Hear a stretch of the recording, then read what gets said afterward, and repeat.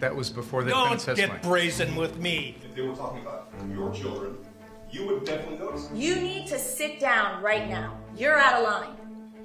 In fact, you're excused. You need to go sit in the back with your chief public defender. There is nothing quite like seeing blow-ups between judges. Whoa, courtroom fireworks incoming. If you ever wondered how far tension between judges and attorneys can actually gobble up, because this lineup isn't just legal drama, it's real rage, real consequences, and a few moments that nearly derailed entire trials. I've talked about the drama in a courtroom before. The subject matter, the defendants, the witnesses, it's real life on display for you. But it is also a court of law. And not only do opposing sides battle it out, but there are also those times, those very tense times between the judge and the attorneys. And that is what I want to get into. 7 of some of the most heated moments between a judge and an attorney in our recent cases. Now, I got to tell you, I don't remember in recent history maybe any more heated moment between a judge and an attorney than in the Parkland school shooter trial out of Florida. The penalty trial for the man who pleaded guilty to 17 counts of murder and 17 counts of attempted murder for opening fire at Marjorie Stoneman Douglas High School back in 2018. After he pled guilty, all the jury had to decide was what should be his punishment, life in prison or the death penalty. And I want to be clear here. This was an exhausting trial. Let's pause. This was no ordinary courtroom. The Parkland trial carried unimaginable emotional weight. Families, shattered grief, raw, and every legal exchange felt like it was teetering on an emotional knife's edge. So when tempers exploded between Judge Scherer and the defense, it wasn't just about words. It was the breaking point of human endurance in the justice system. It was very emotionally taxing, especially with the victim impact statements from those who lost loved ones in the attack. It was honestly one of the toughest cases that I've covered so far here at Law and Crime. So you can imagine for those in the courtroom, this was not easy. And there was a point when defense counsel objected to victim impact statements that were directed not necessarily. These people are upset about specific things that have gone on from that table, like shooting the middle finger up at this court and laughing and joking. Miss McNeil, be quiet. When these people have sat in this courtroom and watched this behavior from that table, and they want to say that they're not happy about it, what is the problem? Judge, I have no problem because I have thick skin. But once you bring in my children, I think that's highly improper. And it's I didn't even know you have children. I don't know what you're talking about. Your children? What about your children? For them to comment on my children is highly improper. And for this court to allow that kind of testimony is also improper. I don't remember any comments about any children. And if there was, it obviously didn't, it came and went without me noticing it. Judge, I can assure you that if they were talking about your children, you would definitely notice it. You need to sit down right now. You're out of line. In fact, you're excused. You need to go sit in the back with your chief public defender. He's the public defender. And there is a defense lawyer excused mid-hearing. That an extraordinary rebuke when a judge orders counsel to sit in the back. It's more than discipline. It signals a total breakdown of courtroom decorum. Judges must stay impartial, but this moment blurred that line, eventually leading to Judge Scherer's public reprimand by Florida's Supreme Court. Powerful stuff. Mr. Weeks, please ask the lawyer from your office to go sit down and not say anything else. To try to threaten my children and bring up my children is inappropriate. Go to the back of the room now.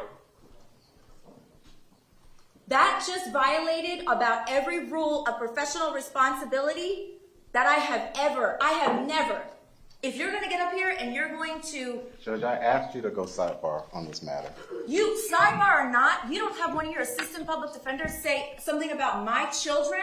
Judge, that same venom that the court is expressing is the same venom that defense counsel had to sit through this entire morning when their children She brought up her children multiple times during the trial. Nobody knows if I'm barren or not. They don't know about my children. Judge. Sit down. Sit down. Yeah, pretty unbelievable to see. Wow. Now, Judge Elizabeth Scherer took a lot of heat for her conduct during the course of this trial, and it wasn't just viewers who took notice. It was the Florida Supreme Court. You see, after the Judicial Qualifications Commission determined that Judge Scherer's behavior seemed to create the impression that she was pro-prosecution, The Florida Supreme Court publicly reprimanded her as well. But Schur actually resigned, left the bench before this decision. And in the end, by the way, the jury recommended life in prison for the shooter, not the death penalty, which was a decision that came with its own set of controversy. Right. There was another heated moment that came straight to my mind when I was coming up with this topic. The Kyle Rittenhouse trial back in 2021. Very high-profile trial of an 18-year-old out of Wisconsin who was charged with first-degree intentional homicide, reckless homicide, attempted homicide, and reckless endangerment for opening fire during a night of civil unrest in Kenosha a year earlier. And this case raised important questions of self-defense after he shot and killed 2 men and injured a third. Now, at one point, Kyle Rittenhouse took the stand to explain his actions. And of course, he was the subject of cross-examination by the prosecution, here prosecutor Mark Binger. And a couple of issues came up. One was Binger questioning Rittenhouse about his decision to remain silent after his arrest. Binger also wanted to point out that there was other evidence, prior statements from Rittenhouse, showing that he wished he had his AR-15 to defend against looters who were ransacking properties. And this was a problematic line of questioning. And as you will hear, Judge Bruce Schrader took issue with prosecutor Mark Binger's line of questioning. While Binger is going to try to defend himself in this clip, you'll hear it. He said that the court left the door open to these inquiries. Judge Schrader admonished him quite expressly. Well, Your Honor, this was the subject of a motion. I'm well aware of that. And the court left the door open. For me, not for you. My understanding of You should have come and asked. Why would you think that that made it okay for you, without any advance notice, to bring this matter before the jury? I was astonished when you began your examination by commenting on the defendant's post-arrest silence. That's basic law. It's been basic law in this country for 40 years, 50 years. I have no idea why you would do something like that. And it gives, well, I'll leave it at that. So I don't know what you're up to. May I respond? Yes. We filed an other acts motion on this exact issue. Pause and think this is one of those moments where the law meets ego. Judge Schrader is basically saying you knew better. Prosecutors walking into forbidden territory, even slightly can tank an entire trial, and he's right. The right to remain silent is sacred cross that line, and the courtroom burns hotter than ever. Because in my mind, and I argued this, it is identical to what was going on the night of August 25th, in the sense that the defendant was using this exact same weapon. He was using it in a manner to try and protect property. No, he wasn't. Your Honor, with all due respect, I'm not going to rehash the motion. That's absolutely untrue. No. Your arguments of record, my comments are of record, and why I ruled as I did is of record. There's nothing that I heard in this trial to suggest anything's changed. Even if you're correct in your assumption that you know more than I did at the time, you should have come to the court and say, I want to go into this. You know why it was excluded in the first place? Because it was propensity evidence. That is exactly what 90404 is designed to prevent. You're talking about his attitudes.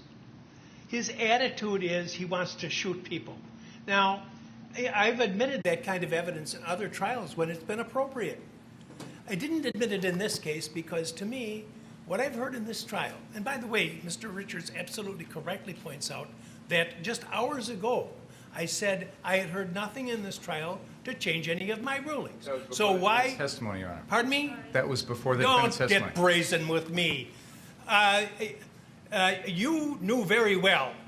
You know very well that an attorney can't go into these types of areas when the judge has already ruled without asking outside the presence of the jury to do so. So don't give me that. That was definitely a moment for sure. And this case would end in Kyle Rittenhouse's acquittal. Yeah, it turned out to be a case of a defendant taking the stand, and it seemed to pay off. All right, let's go now to Delaware County, Ohio. Back in August of 2022, a man named Matthew Moore was on trial for the murder of his wife, Emily Noble.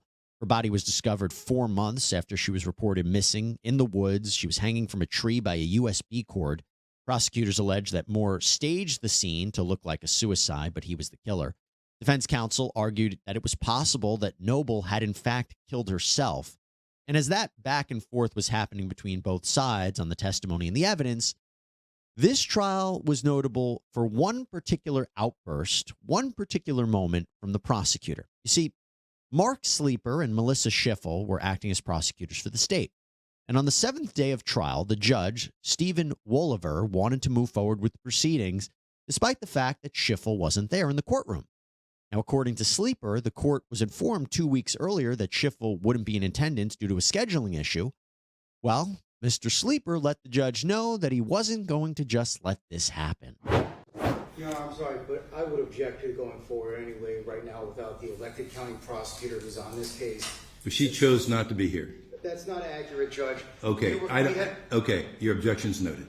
We had a phone status conference 2 weeks ago in which Ms. Schiffel... Your objection is noted. Okay? I'm not going to participate in this proceeding without the elected county prosecutor. I think this is a sham that you're going forward. When the court was... You're going to sit here.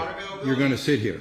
You were told about her unavailability and specifically told her on the phone not to cancel that appointment, that it wouldn't be a problem. Well, I'll tell you what. If you want to be here for the decision, that's your business. Well, Your Honor, I think this is outrageous. You're going forward. And he straight up left the courtroom, turned his back on the judge and everything. Pretty brazen. I don't think I've seen that too often. And by the way, an attorney getting away with it. No repercussions for Sleeper as far as I saw. Now, without having had the opportunity to speak with Mr. Sleeper, who knows what really happened here. But I do know. Oh, wow. He just walked out on the judge. That's almost unheard of. Gotta ask, should attorneys ever take a stand like Thader? Does it undermine the very justice they're fighting for? Drop your take in the comments. Is that courage or career suicide?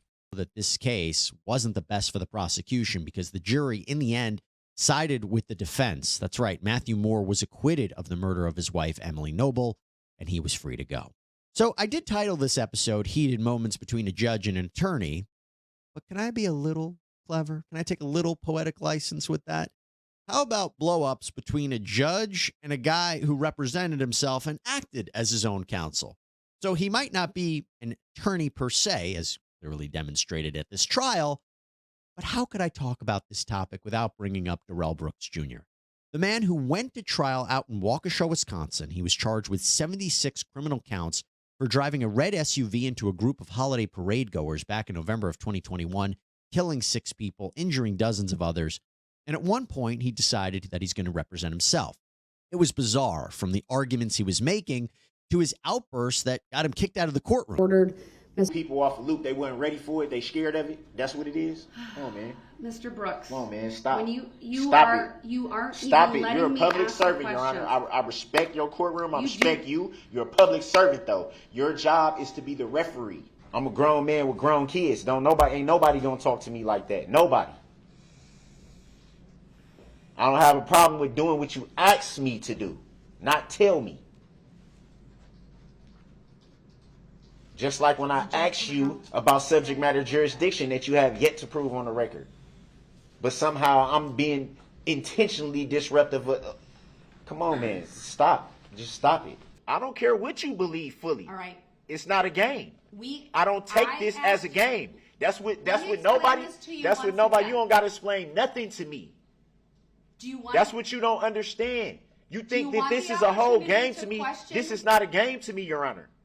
Nothing about this is a joke. That's what y'all don't understand. I would like to provide the defendant and the court with a copy. So that had to be said. So it's the defendant. That's not how it was said. That was how it said. You want to run the record back? Mr. Brooks. So I'm the only one. I got one ear that work, and I heard that. This is to benefit you so that you understand Ain't none of your this to benefit me, witness so let's has be clear a prior about that. record.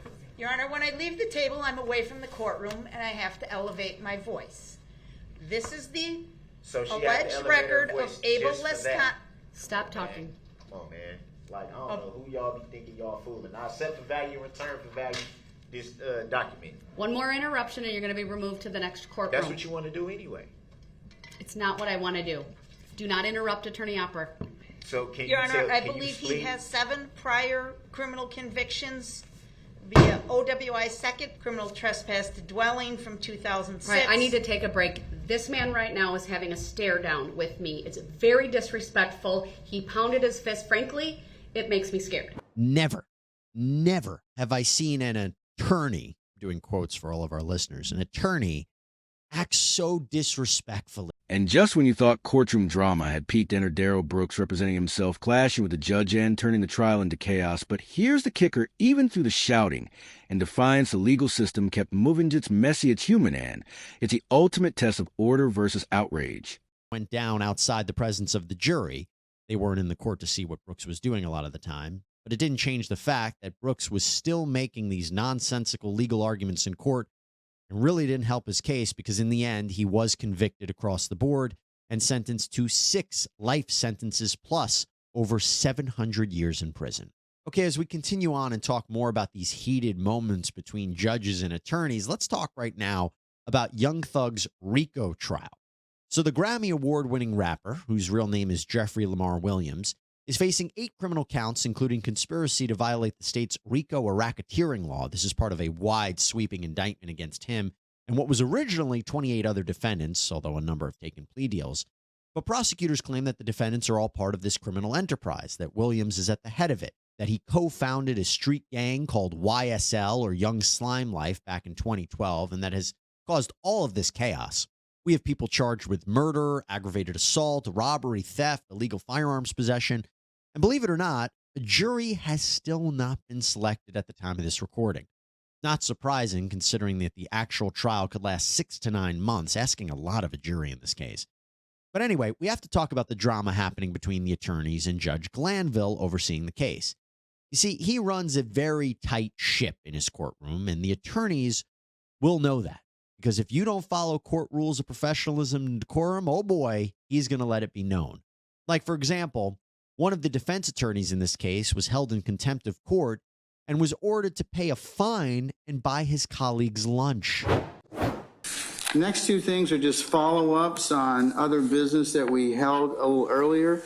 Mr. Menendez, good morning, sir. You were supposed to buy lunch for your colleagues. Have you done that as of yet? You were supposed to have done that by March the 17th. Did you go to, I told you, Jason's Deli? Did you satisfy that prong of your contempt yet? I don't believe I was, Your Honor. You were held in contempt, young man. And if you want to revisit that again, we can certainly open it up. I just want you to pick a date. Okay. Yeah. Whatever date is looking for Mason. That works for me, Judge. And also, I never saw the contempt order. I misinterpreted it. Mr. Menendez, this was in satisfaction of me not sentencing you to jail for 20 days. So if that's the case, well, then I will revisit the basis for your contempt. Or how about the time when Judge Glanville ordered another attorney to write an essay? To the next matter, Mr. Johnson, how are we doing on that paper? I mean, the importance of professionalism. Yours is due by the 28th of April. I'm just checking, I'm just clocking. So we on track? Well, your better half said she's not writing it for you either, because that wasn't offered to you. You already asked me, could I pay the $1,000? I told you no. Well, I know you would, but that's not what's on the table. 28, yes, at noon. Or you do 20 days. It's 17-page paper on the importance of professionalism in the legal field and treating one's opponents with civility. Paper is to be published quality in APA format and at least 10 primary and 10 secondary sources. By the way, this is the same judge who ordered a juror that left the country instead of reporting to jury duty to write a 30-page essay. So it makes you wonder what this trial will actually look like when it starts up. Okay, now I think it's pretty obvious when judges are ticked off, and many times that is directed towards the attorneys. You want a prime example? How about the Theodore Edgecombe case? This was the man on trial for first-degree intentional homicide out in Milwaukee County, Wisconsin, for shooting to death Jason Clearman, It was a road rage incident gone bad, with Edgecombe claiming that Clearman called him the N-word and to get the F out of the road after he says their car clipped him while he was on his bicycle. An altercation ensued after Clearman got out of the car. Edgecombe shot him. It was a case of who was the aggressor, what happened here, was this homicide, was it self-defense?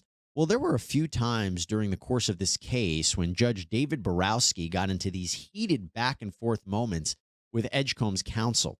For example, here's what happened when the defense wanted to call a certain witness testifying about what would constitute a threat. Mr. Brums has testified. He's actually been called by the state on numerous occasions, over several hundred homicide cases, and testified to what constitutes a threat. Your Honor, I would like the defense to name me one case where Detective Burms has taken the stand and stated to a jury that he believes something was a threat to an individual. Name one. So, hang on. So would I. Well, A case number that occurred in Milwaukee County. Well, the state hasn't asked for any type of addendum to Mr. Brums. Counsel, I'm asking. Well, Mr. Brums is not here right now, but hang on, counsel. You just represented that he's testified hundreds of times in this court. For me, this court means me. I don't care what happens in front of other judges. I don't care what happens down the hall. I'm presiding over this case. I will make the rulings. So as far as I'm aware, he's never testified in front of me. And I don't recall ever hearing testimony along the lines of what you just indicated. So unless you have a case number that I can look up in Milwaukee County, but particularly one that was in front of this judge, then forget it. You guys cannot just make blanket allegations from the defense without supporting it. You didn't support it in writing, and now it's not being supported on the record. That was a valid request. Name a case now, or we're moving on. Mr. Burms can testify to the cases that he testified in. Name a case now. We don't have those that information. And he's not at our testifying. disposal right. I mean, he's testified in several cases. Counsel. He's done it with other judges. Argument does not work with me. Mr. Huebner knows that. Mr. Ahmad should know that. I don't care what other judges have ruled. Period. Yeah, and then there was the time when defense counsel was questioning a member of law enforcement about whether anything was moved from the crime scene that would maybe tell a different story of what went down. This happened during the actual trial. You don't know if another item had been moved from one place and put in another place. Objection, Your Honor. There is absolutely no evidence that anything was moved. That's right. There's no evidence of that. Don't imply something, counsel, that there is no evidence of. None. There's been no evidence introduced in this case by any witness that is even close to that. That assumes facts, not in evidence. Sustained. Move on to a relevant question. Don't imply things that have not occurred and are not in evidence. Move on. Whew. Felt particularly harsh, right? Well, I'll tell you, Judge Borowski received his fair share of criticism. Community activists wanted him removed from the case after they felt he made rulings that showed a bias towards the defense, including allowing the word victim to be used to describe Clearman. But he remained on the case. The jury ultimately convicted Edgecombe of the lesser charge of first-degree reckless homicide, and he was sentenced to 25 years in prison. All right, we got to go to our final one. Some more heated moments between judge and attorney can be found in none other than the Alex Jones trial. So the InfoWars founder and host was in a very tough legal situation. He was sued by the families of those who lost loved ones in the Sandy Hook Elementary School shooting, as well as a former FBI agent, for comments that he made regarding the massacre, namely that it was staged, that it was fake, that it was a hoax, that the parents were crisis actors. They sued him under various legal theories such as defamation and intentional infliction of emotional distress. And Alex Jones actually automatically lost these lawsuits because he failed to abide by court-ordered discovery obligations. It's called a default judgment. Well, the trials that we covered here on Law and Crime and Sidebar were purely about how much would he owe the plaintiffs in damages. That was the main question. So he's going into these two trials as a loser, and it just becomes a matter of how much does he have to pay up. I want to talk about the Connecticut trial, where Norm Pattis represented Alex Jones. Very animated lawyer. And, he seemed to constantly interrupt the judge, Barbara Bellis, and she was none too happy, expressing her frustration both on the record and at very audible sidebars. He's not an expert, and so what one does isn't what we're here to show. We're here to show what he did. Right, but that's a different. No, Attorney Pattis. How many times do I have to say when I'm speaking, you stop? You have been a member of the bar for a long, long time, and you know the rules in all the courts. I don't know how I'm not making myself clear, and maybe it's my fault. I do not want to sanction an attorney. I do not want to fine an attorney. I have gone almost 2 decades as a judge and never had to do that. And I don't want to do it now. But if we have a continued problem where you're talking over me, I don't know what else to do. I've asked you nicely. I'm literally almost begging you. I have no recourse but to do that. I'll start with Attorney Maddie. What do I need to do to stop the comments and the call? Just tell me what I need to do. Do I need to hold one of you in contempt? Attorney Tatis? I'm not going to have the comments anymore. I'm not going to have it. I'm not going to have it. Do you expect me to lay silently when they're directed at me, but inappropriately? Do you expect me to roll over for my client? It's not going to happen. You know, look, very tough subject matter, but my goodness, what was happening there, unbelievable to watch. Interesting to see, to say the least. Also, not great for Alex Jones. He was ordered to pay almost $50 million in one trial out of Texas and almost $1 billion plus $473 million in punitive damages out in that Connecticut trial. Just absolutely whopping verdicts. Well, that is just a selection of some heated, tense moments between judge and attorney. And as I usually say in these recaps, I am sure we will have many more to come. That's all we have for you here on Sidebar, everybody. Thank you so much for joining us. Please subscribe on Apple Podcasts, Spotify, YouTube, wherever you get your podcasts. I'm Jesse Weber. I'll speak to you next time.